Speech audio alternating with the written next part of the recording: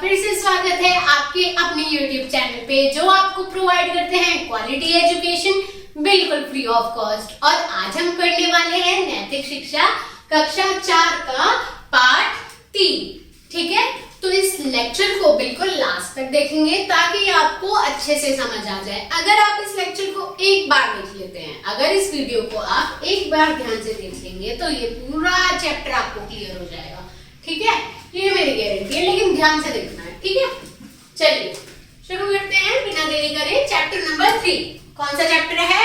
3। Chapter का नाम है निंदा से बचकर रहो, स्टे अवे फ्रॉम क्रिटिसिज्म। अब निंदा, क्रिटिसिज्म यानी कि किसी की बुराई। ठीक है, चलिए। विद्यालय में वार्षिक परीक्षा का परिणाम निकला। अब विद्यालय में वार्षिक यानी कि जो हमारा फाइनल रिजल्ट होता है वो निकला। बच्चे परिणाम सुनकर खुशी खुशी घर लौट गए।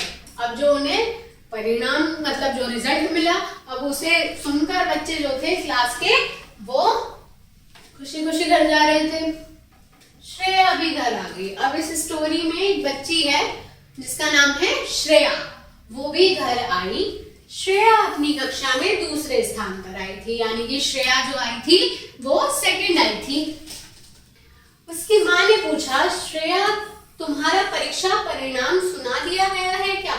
अब जब वो घर पहुंची उसकी माँ ने उससे पूछा, बेटा तुम्हारा परीक्षा का परिणाम निकलना था आज, वो सुना दिया गया है क्या? कक्षा में तुम कौन से स्थान पर आई हो? कक्षा में तुम कौन से स्थान पर आई हो? माँ मैं अपनी कक्षा में द्वितीय स्थान पर आई हूँ, श्रेया ने उत्तर दिया। श्रेया ने अपनी माँ को बताया कि वो सेकंड आई है। माँ ने फिर पूछा, और प्रथम स्थान पर कौन आया? अच्छा तो भाई प्रथम स्थान पर कौन आया है? कीर्ति। श्रेया ने मुंह फुलाते हुए, अब श्रेया ने मुंह फुलाते हुए कहा कीर्ति। अच्छा कीर्ति वो तो बहुत अच्छी लड़की है, मैं आज ही उसकी माँ को बधाई देने जाऊंगी। माँ ने बोला, श्रेया की मम्मी ने उससे कहा कि कीर्ति तो बहुत अच्छी लड़की है, मैं तो आज उसकी मम्मी को क्या बधाई देने जाऊंगी भाई।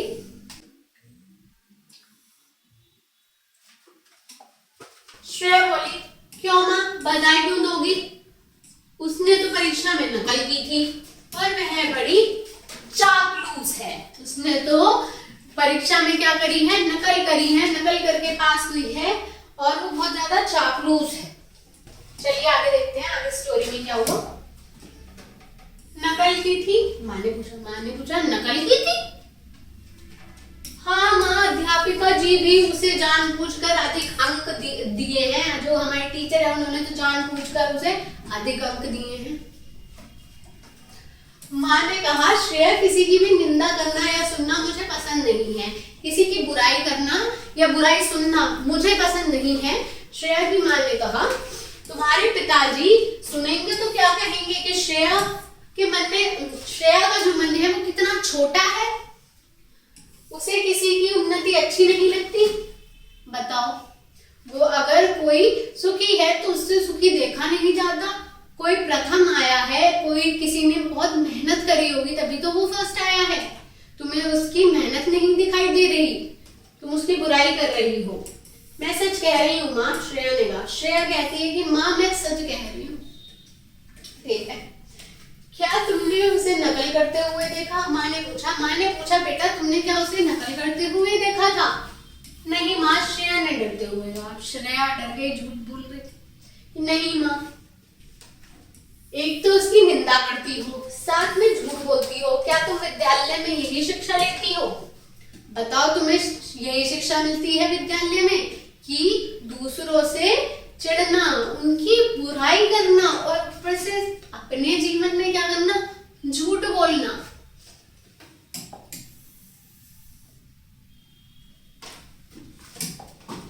ध्यान से सुनो, तुम कीर्ति की बुराई सिर्फ इसलिए कर रही हो ना क्योंकि वह कक्षा में प्रथम आई है। माँ ने पूछा, क्योंकि वो कक्षा में प्रथम आई है तुम इसीलिए उसकी बुराई कर रही हो क्या? तुम्हें उसका प्रथम आना अच्छा नहीं लगा? यदि तुम प्रथम आती तो उसकी निंदा कभी नहीं करती। ठीक है ना? सही कह रही हूं ना मैं? श्रेया चुपचाप माँ की बात सुनती रही। अब श्रेया जो थी वो चुपचाप वहीं खड़ी रही, बेचारी बेचारी नहीं थी वो। माँ बोली संसार में सभी लोग एक समान नहीं होते, यहाँ कोई धनी है तो कोई निर्धन है, कोई बलवान है तो कोई निर्बल है, कोई अच्छे वस्त्र पहनता है तो कोई साधारण वस्त्र पहनता है, कोई सफल होता है तो कोई असफल भी होता है। यदि किसी भी बात में कोई हमसे आगे बढ़ जाए तो उससे ईर्ष्या नहीं करनी चाहिए। अगर कोई हमसे आगे बढ़ रहा है तो हमें उससे कभी चिढ़ना नहीं चाहिए, हमें कभी उससे ईर्ष्या नहीं करनी चाहिए, बल्कि हमें प्रसन्न होना चाहिए, हमें प्रसन्न होना चाहिए, उससे प्रेरित होना चाहिए। मैं तो कहूंगी कि उसने बेचारे ने इतनी मेहनत करी है कि वो अपनी सफल हो पाया है और हमें उससे चिढ़ना चाहिए? बिल्कुल नहीं चिढ़ना चाहिए। हमें प्रेरित होना चाहिए कि हम भी इतनी मेहनत करेंगे कि हम भी प्रथम स्थान पर आ पाए, है ना। श्रेया भी चुपचाप होकर माँ की बात सुन रही थी। ऐसा लगता था कि वह अपने किए पर पछता रही है। अब जो उसने किया था वो चुप ही खड़ी रही, उसके बाद वो कुछ नहीं बोली, क्योंकि उसे अपने किए का पछतावा था कि वो क्या कर रही है। उसकी माँ की बातों से उसे समझ आया, ठीक है, उसे भी इतना नहीं पता था। आगे देखते हैं।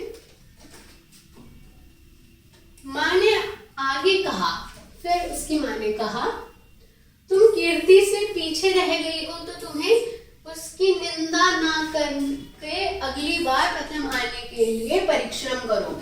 सही कहा बिल्कुल उनकी माता ने कि उससे चिढ़ने की बजाय तुम्हें तो उससे प्रेरित होना चाहिए, जैसे कि मैंने बताया आपको, उससे इंस्पायर हो और ये निर्णय लो कि अगली बार तुम्हें प्रथम आना है, ना कि उससे चिढ़ना है। इतनी मेहनत करो।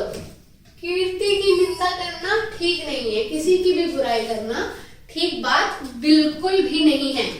ठीक है माँ, मुझे खेद है कि मैंने ऐसा कहा, श्रेया बोली। अब श्रेया को सब कुछ समझ आ चुका था, वो सब कुछ समझ गई थी और आगे से वो ऐसा नहीं करेगी। उसने अपनी माता से कहा, कभी किसी की निंदा मत करो।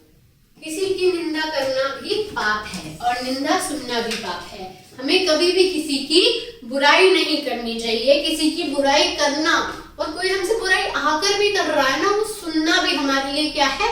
पाप है। हमें कभी भी पाप में भागीदारी नहीं बनना चाहिए। यह नहीं सोचना चाहिए कि कह तो हो रहा है, चलो सुन लेता हूँ। नहीं, किसी की बुराई नहीं सुननी है, ठीक है। होप ये लेक्चर आपको बहुत अच्छे से समझ आया होगा। छोटा सा चैप्टर है, यहाँ तक देखने के लिए थैंक यू बच्चों।